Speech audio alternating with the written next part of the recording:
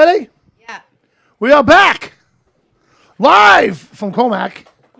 And I believe all the feeds doing better now than we Yeah, we're doing started good the now. show. It was a nightmare. Everything's excellent condition. Everything now. is in good That's condition because now. the girls are Thanks in to the our house. producer. Yeah. Our producer Michael Yeah, it was got that 'cause of fixed me. up. Yeah. So now we got in the studio with us. You might know her from the Howard Stern show. Maybe. Maybe. Yeah. Possible. She's been everywhere in a good way. In a good way. Possible. Yeah. Ivy Supersonic. Yeah. What's up? Now you're gonna talk into the blue light. You see the blue light on the side of the mic? Yeah. Talk into that, Okay. and then you'll be able to hear you a lot better than over here, like this. Oh, good. I sound good. Yeah, you sound great. So talk to us. I mean, you're the bitch that took down Disney. Well, I mean, it wasn't just Disney. It was also there was 20th Century Fox Yes, involved, and yes. there was also Blue Sky Studios involved. So there was a couple of companies. Wow. Fox Now, family, how there's did a lot. how did you get involved? Like, you came up with an idea. How old? About 30 years, you said? Well, I think I was 31 when I came up with the Sqrat. Okay. Yeah, it was 1999, and I was walking in the park and I saw an animal. I actually saw an animal, and it resembled. I thought it was a Sqrat. I thought it was part squirrel and part rat. And Wow. I saw it, and it was like crazy. I looked at it, and then it ran up the tree. I stared at it. I froze for about 10 minutes, and I was like, oh my God, I just discovered a new animal. And and I was like, shit, dude, it's Sqrat. It's worth $100 million. Oh my God, what should I do? What should I do? I was like, it's $100 million. I know. So I called my boyfriend who worked at Fox. He worked at Fox Family Saban for the creator of Power Rangers. And I told him. Wow. And he thought maybe I was like, crazy or whatever. But, people who are channel and are psychic, and you have visions and stuff like that. Things happen, and you see things, and it's hard to actually, know exactly what it is. But I knew what it was. Right. Yep. That's so- awesome. Yep. So it was pretty crazy, and I told a couple of people, they were like, please don't talk about it. You need to go to a lawyer first, and trademark it because people are going to steal it. Right. So I called my friend's art studio, and I said, listen, I need you to design me right now a squirrel rat. Like, hurry up. Right. So he faxed it Squirrel rat. over, and, it looked very squirrely. It looked pretty shitty. It was a really bad piece of art. But for me, I didn't care. I liked it. I had something, and something was better than nothing. So Right. I wrote a press release, like, what is Mayor Giuliani doing about the infiltration of Sqrat? And I went to my friend Jesse Itzler. He wrote the song for the New York Knicks, Go New York Go. And I was like, listen, I told him what was going on, and I needed to trademark it. And so he gave me money, and then his other friend chipped in, and to go to the trademark attorney. And so it was June 1st, 1999. I went to a trademark attorney. I gave him the loot. And I thought we were good to go. It's June 1st. Everything, we're ready to rock. Go ahead, put out the press release. Press the button. Press release is out. But then it was like a fax machine back then. Right. So, but I was very good at publicity. I'm definitely like the best. So now Pump the it's- show then. Yeah, now it's out there, and so the guy who gave me the money with Jesse, he was Matt. He was like, listen, Mayor Giuliani's involved. Like, I'm out. Keep the money. Have a good day, field day. Have a nice life. I'm out. I don't want Mayor Giuliani involved. I'm out. Wow. So Jesse was like, all right, whatever Matt does, I do. So whatever, they're out. So anyway, I trademark it. I put out the press release. So then my boyfriend from Fox, he takes me over to the Jacob Javits Center. They're having the international licensing show. And he gives me the Fox Saban badge. And now I'm there with all the people, from Power Rangers, that's like Rupert Murdoch's partners, Right. So I'm in the booth, and I'm handing out my press release. What does Mayor Giuliani do about infiltration of Sqrat? I'm handing to everybody in Fox, like I'm working out of the booth. So I meet, I'm walking around. I meet this guy, Craig Yo. He's, worked for Jim Henson. I meet, what's his name with the Turtles? Ninja Turtles, the representative for Ninja Turtles. Nice. Mark, whoever his name is. Anyway, everybody likes my thing. And the next day, it was June 11th. So I happened to be going with a posse of 30 people to K-Rock to the backstage, to the concert with like Kid Rock and Blink 182 and Fred Durst. Anyway, it's a whole big concert, and I have all these naked girls, and we're body painting naked girls wearing my feathered hats. And I call Tommy Lee, and I'm like, we're here, and he's like, I'm gonna call Fred Durst. I'm gonna get you on the stage with Fred. So I have my big Sqrat banner. It just got there. Like I was only doing Sqrat for like a couple of minutes, and I got the banner. And then I was like, all right, naked girls, whatever, troops, people, Kid Rock is painting us, whatever it is. We all get on stage. I mean, I'm just like watching, and everybody's on stage dancing, eating fire. I don't know, standing on their heads, all kinds of weird, crazy stuff. And we're closing the show with Limp Bizkit, the K-Rock Dysfunctional Family Picnic in front of 25,000 people. Now, if I could sing and I was a band, this would really be good. Yeah. All I had was an Ivy Supersonic. Squirrel rat. Okay. Squirrel rat. I had the banner, and I had kids, guys. They're running it across the thing, and like Fred Durst is like, what is this girl doing? What is Ivy doing? Anyway, so then I have the Ivy Supersonic and the Sqrat banner running across his show. I think he wants to kill me, but it's okay. So that was me. Now this is how I launched the Sqrat. So I just want to say that was June 11th, 1999. On June 14th, I was like in the Las Vegas Review, like the front page next to, on top of Jerry Garcia, and there's Martha Stewart below me, and like it's crazy. It got picked up, then it went into the LA Times. So on June 16th, I had 2 pages, not 1 page, but it was on 2 different pages in the same paper. So I'm just telling you, like, I'm good at this publicity shit. So it's Wow. I mean, this is how it began, and then it was just so crazy. So it just kept going. If I was with Snoop Dogg or Hillary Clinton, whatever it is, like I'm like, I know this shit. But look where you are now. I mean, forget all that. Look where you are right now. Yeah, and then 20 years of this story. Could you imagine me telling you 20 years worth of this to get to this seat? Oh no, it's this is This is definitely good. Forget Tommy Lee in the hat. So Pam Anderson. I'm gonna jump. I'm gonna fast forward. I'm going to fast forward to February 24th, 2000. I skipped it was like 8 months maybe. Okay, now, no, February 28th. I'm in the recording studio with Tommy Lee and Steve Perkins. Okay. 2 best drummers on the face of the planet. I took some drum lessons at this Long Island drum school. So I was like, can I play? And Tommy's like, ask Perkins. It's his, kit. So anyway, he said, sure. So I'm playing, and I sounded so good. I had the paradiddle down. I was like jamming.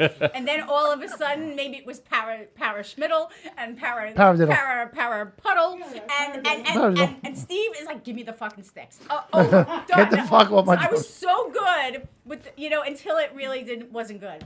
But anyway, so I give Tommy the script on this day. It's copyright 2000. I wrote it with my friend Nora. She wrote for the MTV Celebrity Deathmatch, and now she wrote all the Bratz movies. So anyway, so I give the script, and Tommy Lee said he's gonna do it. He's gonna star. He's gonna be my Sqrat. Okay, Tommy is the Lee. motherfucking Sqrat. You don't understand what's up, right? Tommy Lee is the fucking Sqrat. Same day. So when I left, I was with this girl that was helping me, and we went to a bar, and there I was on CNN. So now I'm on CNN, a whole segment about the Sqrat, okay? And this segment, okay, with Jeannie Most, where I keep saying how I trademarked the Sqrat. I paid the $1,000 to trademark the Sqrat. And, it doesn't matter, whatever. I have this animated, cartoon. It's going to be a great big movie. Anyway, so this segment runs 7 days in a row. Okay, 7 days in a row, 135 times all over the news for 7 days. Oh It becomes the video of the day, the video of the week. Okay, now it's in 45 national airports, Continental Airlines. I mean, you can't make this shit up. Picks it up. Sqrat on the side of a plane, right? It's like it's literally like it's on Continental Airlines, international, domestic. So it's called coined. I coined the Sqrat on CNN. It's my word. It's my shit now. Right. Sqrat is me. It's me and me and Tommy. On that day, I happened to have been sleeping at Michael Madnick's house, who worked for Fox Family in Saban. And I happened to be sleeping at his house the whole week, and he drove me over to my meeting with the head of Paramount. Pictures for marketing, and I was sleeping there. He knew I was over at Malcolm Jamal Warner's studio with my script, and the reason why I knew all these people was because I designed these unbelievable feathered hats that I was the only person on the face of the planet that designed hats like this. So the only people who could really wear these hats were people who were performing. They had to be rock stars. Tommy Lee. Right. Pamela Anderson. They had to be very famous people, and they had to have somewhere to go, like on stage in front of 25,000 people. Right. So. Probably more than that. But Right. Okay. Yeah. Right. So 100,000. So these hats are very special hats. I'm at Michael Madnick's house, and I'm giving him my press kit. So, in the press kit is a letter from the White House, because I made a hat for Hillary Clinton. She was Get outta She here. was married to the president, Bill, and she was the first lady, and it said White House. So wait, hold on a second. Folly, is there a limousine parked outside? I just got to know. So why are we gonna- that's a- okay. This is awesome. This is like, so I'm just going to tell you that Well, wait, one more you're my thing. first interview, This my is- first radio interview since One more all thing. of One more this. thing. Uh-huh. This is a motorcycle show, but we had to have you on because this is fucking interesting This stuff. is some Okay, this is good stuff. This is some good shit. Awesome yeah. stuff. Go ahead. So here I'm sleeping at Michael Madnick's house. I'm giving him the script with my letter of Hillary Clinton with Tommy Lee attached. Okay, I'm handing him this. This is my business card. It's this big. I'm my telling you, God. it has 100 pictures of different celebrities in squares. And I gave this card over to oh my God, he died. I think it was Andre Harrell. I was sitting with Andre Harrell, giving him my card. He goes, "What is this, stamps?" So like people, I mean, this shit was mind blowing. It was like almost an impossibility for any of this to ever happen. Right. But it all happened. It all sounds like a And- dream, actually. It doesn't it? Right? It's like a It dream is. that came true for you, which is awesome. It did. Well, True, I by the way. started. You have to. I started when I was 23 years old. So Right. that's I'm 54. So 31 years ago. So you have to understand. Like, I mean, I just had this supersonic energy, and I started. So 10 years before these hats. Right. So 10 years before the hats, I was designing jeans, and I was on the cover of Women's Daily. And I mean, so for 10 years, I was doing shit before the hats. So there was a whole 10-year period that I left out. This is unbelievable. Yeah, I mean, I left out the first 10 years. So anyway, so Michael Madnick, where I gave him the script in his living room to give to his boss named Ellie Deckel, who worked for Chaim Saban, who's one of the richest men in the world, Okay. and Shuki Levy, yes, they are. And so they created the Power Rangers, and when I gave that to Michael on February 28th, 2000, the company was sold for $5.5 billion, July 2001. Wow. So, it seemed pretty good that I was on CNN and all this stuff, and Tommy Lee and all these stars. I was at Michael's house, and then I went to Enrique Iglesias' hotel room. Like, this guy knew where I was and what I was doing. Like, this shit was a fucking slam dunk, dude. This Right. was not a slouchy Sqrat. This Absolutely. was the slam dunk shit, man. So, my father happened to be an attorney, and he owned a law firm called Silberstein, Awad, and Mikolos, and he was an attorney for 50 fucking years. Okay, so I had him. I said, listen, I got all these deals.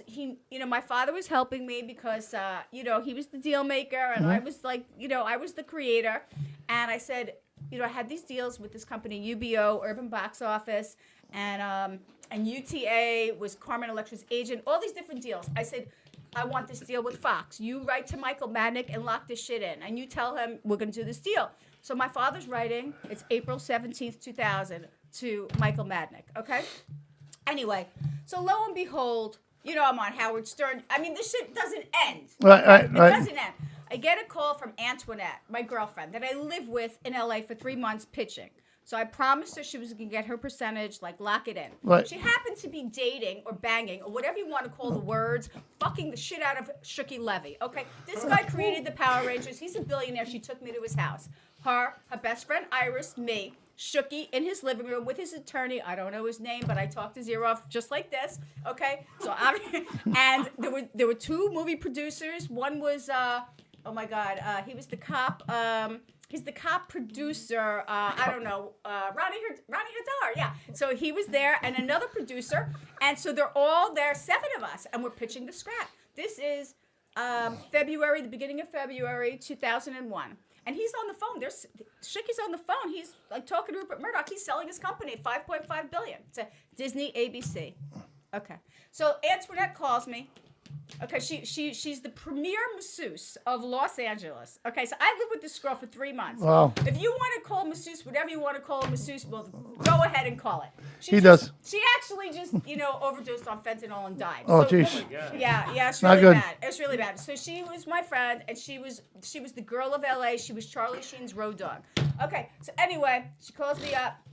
She brought my Sqrat over to Tony Sella, who was the head of 20th Century Fox. So he made $40 billion for 20th Century Fox. This is not a slouch guy. A little massage, a little bang bang, a little script. Like, we're going to do this deal. There's no way we're not doing this deal. Like, we cornered you. We got the whole company. We're doing the deal. Right. Anyway, she calls me up. It's November 2001. She said, they stole your Sqrat. She's like, they stole your Sqrat. Yes, it's your Sqrat. Go get a lawyer. They stole your Sqrat. Tony just stuck it in, Holy shit. the Ice Age movie trailer. And I was like, shit. So I'm working for Jesse Itzler and Kenny Dichter at Marquis Jets, okay? September 11th happened. I was like, I got to go get a job. I don't know. Let me get a job. So I get a job there. And on September 11th, I'm going to tell you, I was working on this company with Snoop Dogg called Snoop on the Poop. It was underwear with his face, on the front of your cooch, and like he was wearing my hat. Anyway, he loved it. Hilarious. It came out on September 11th, so it was all over the news. So no one looked at that news. Anyway, so here I am. I'm sitting there in Marquis Jets, and I hear my Sqrat is stolen. So now I'm just compiling all my data. I mean, like. Everywhere I was with Glenn Galino at William Morris. Like, I was there before the people from Ice Age. I mean, I'm working on this shit like a motherfucker, like all day long. I have like 20 meetings every day. So I'm not letting you steal my shit. No. So, no. So we got a lawyer and we sued. It was February 13th, 2002. This is 20 years ago. And I had like the best lawyer I thought I could get, Andy Bart, Prior Cashman. He represented defendants. He was working for the studios, but he thought I had the slam dunk.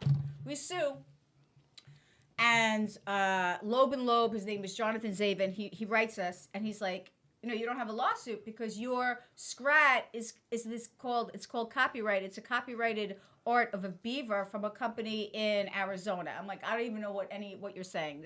I don't know what you're saying to me. It doesn't make sense. Right. So what happened was, the graffiti artist that lived with me, that I let live in my bathtub Matt, okay. What? He lived there for like 5 years. He lived in my house for like 5 years. I didn't charge him any money. He looked like he needed a place to go, so let him live there. He's very creative.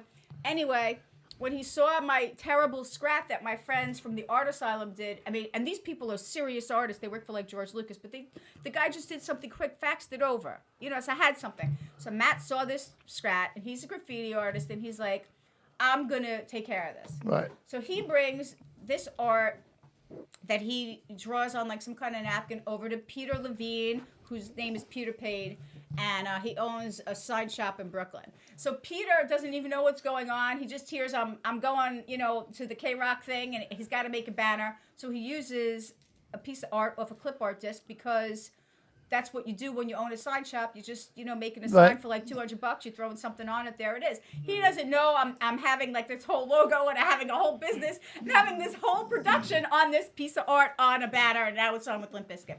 He doesn't even know me. I never even met him. I'm not allowed to talk to him because Matt didn't want me to talk to him.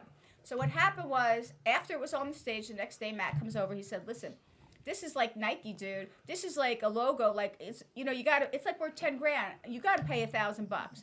I want cash. I want $1,000. I'm bringing it to Peter. You know what I mean? And I'm like, wait, what? I mean, you're my friend. You're my partner. What's up? Like, what? So anyway, so I had to go, whoever, find some money, $1,000 cash from some of the guys, whatever. Everybody gave me the 1,000. It wasn't a big deal.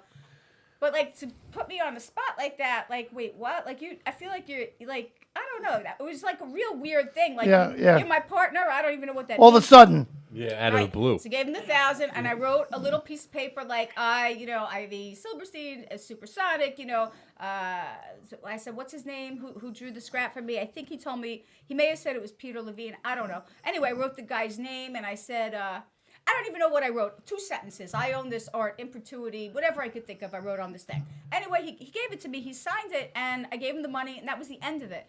So when this girl called me, Antoinette, and told me it was stolen, I went and found a lawyer in my building and told him, and he was like looking online, and he's like, Ivy, but your lawyer dropped your trademark. Okay, so now this is where the problem was. My trademark was dropped by my lawyer, and my best friend, sold me a bill of goods. So anyway, I found Peter, because then somehow whenever we met, I had him come over to sign a real contract, and he said he didn't even know what this piece of paper was. He never saw it. He didn't sign that thing that's signed with his name. And I said, with the $1,000, he's like, I didn't get any money. So he didn't get the money, and he didn't sign the thing. That's not good. God. So here we are. So then I went to the lawyer, and I know this lawyer had a baby, and he was so busy with his baby. Like, my father gave him money to, like, copyright my script for me, and, like, it was like $100 to copyright the script and the synopsis, but, like, he forgot. And then I gave him, like, $700, because I had another trademark I was working on from Sal, the stockbroker from the Howard Stern show. Sal. He had a band called, I don't know what. Anyway, I wouldn't give Sal a it doesn't- fucking dime. I came up with something else. Come clean facial wipes. So like, Right. wipe your face. Oh, yeah, yeah. After you have sex. Anyway, so I was trademarking it. The guy didn't. He like took my $700 and did nothing. So I had a real problem. This guy dropped my shit. So I had to go over there. My dad's like, just sign his thing. Let him. He's got to do it for you. He's got to put it in. He's got to get it back. He couldn't get it back. So here I am. I'm in my apartment with the kid in the building.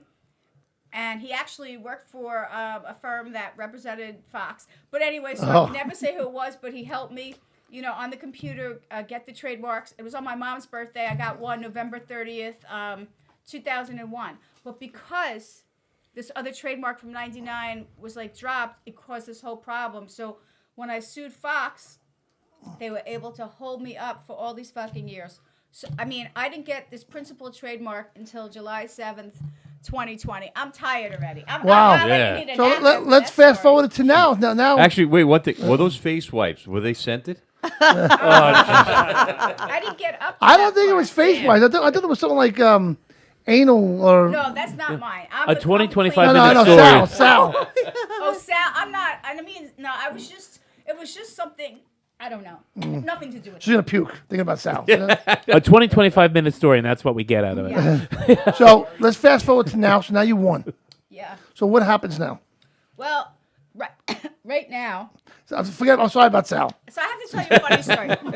So Kate sent a writer over to me, Amy, who wrote a story. Do I know Amy? Yeah. She wrote a story. She's the only person I interviewed with, Amy. She wrote a story on the human interest story, which you could read on my Sqrat.com.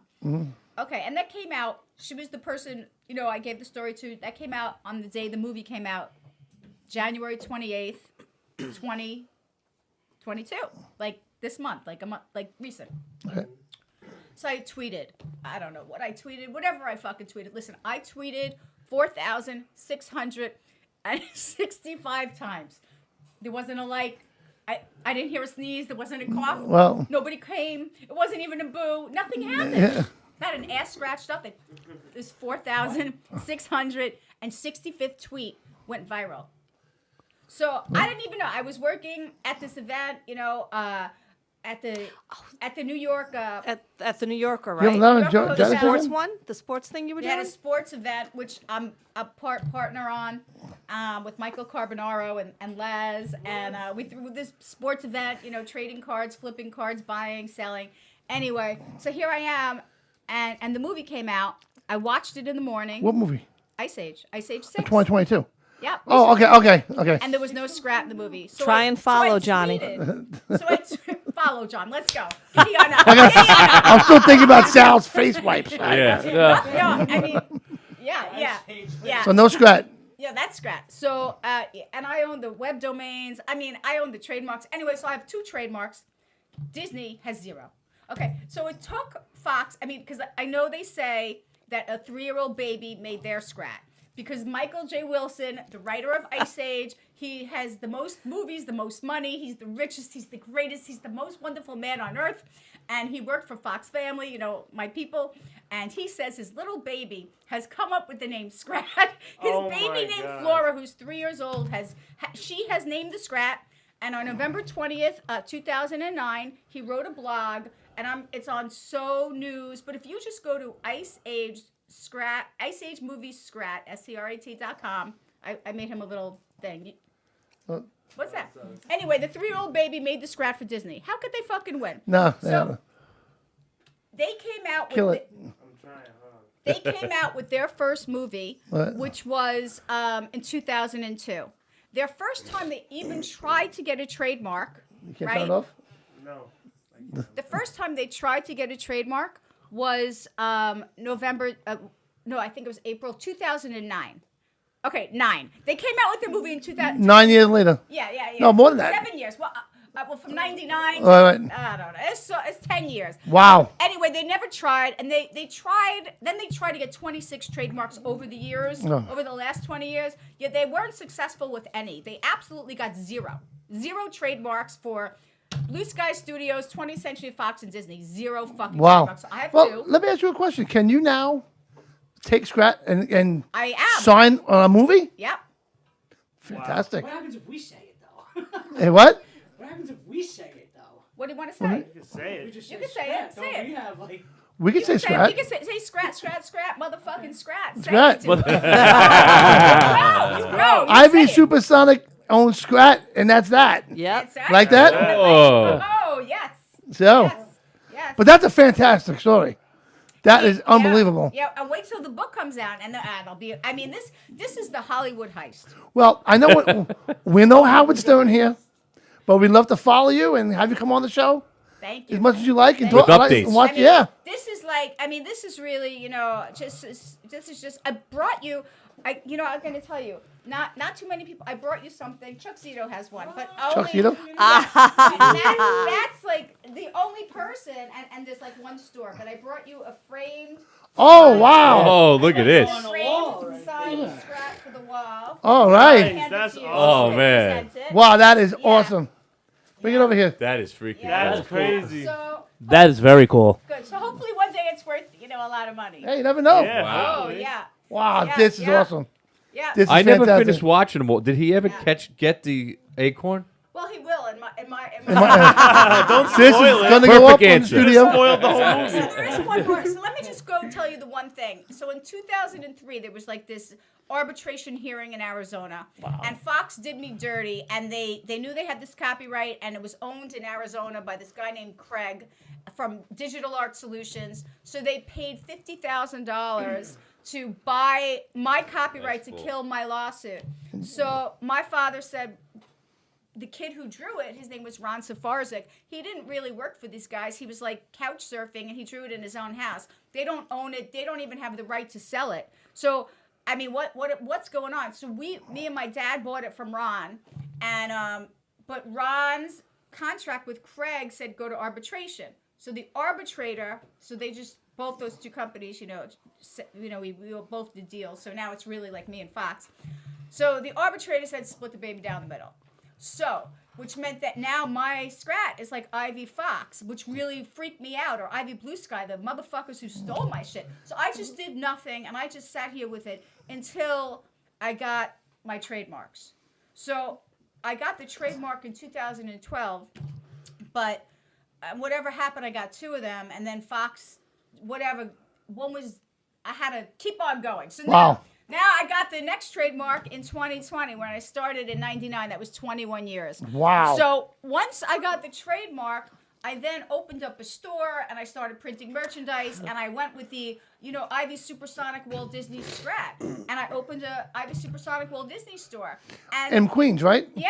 Awesome. And that was it. No one said boo to me, you know what I mean? And I made the shirts, and everybody has the shirts. My friend Lou DeBella, who's awesome. the head of it's like an endless saga. It doesn't I mean, end. It doesn't end. It's really like an unbelievable story how these people could all just do this. Yeah, I that's mean, not right. this is really a really terrible thing. Wow. And so this guy, they go to court, and they say, okay, John Doddleson, who lives on Jane Street in Manhattan. Okay, so John, who just got his first job out of art school from RISD, he's at the Blue Sky Studios, in Westchester. His first week, his first job.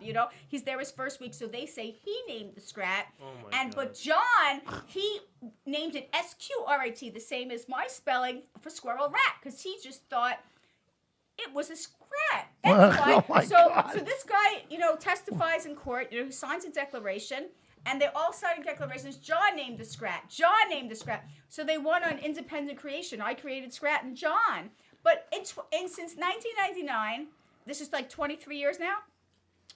Never one article, never one person said John created the Sqrat. Nobody but you, me, and my father buried 6 feet under knows that John created the Sqrat. Nobody's that. Wow. Now, if It's called Sqrat, fraud. It's called fraud on the court. if in Southern Sqrat can District. actually talk to you, what do you think he'd say to you?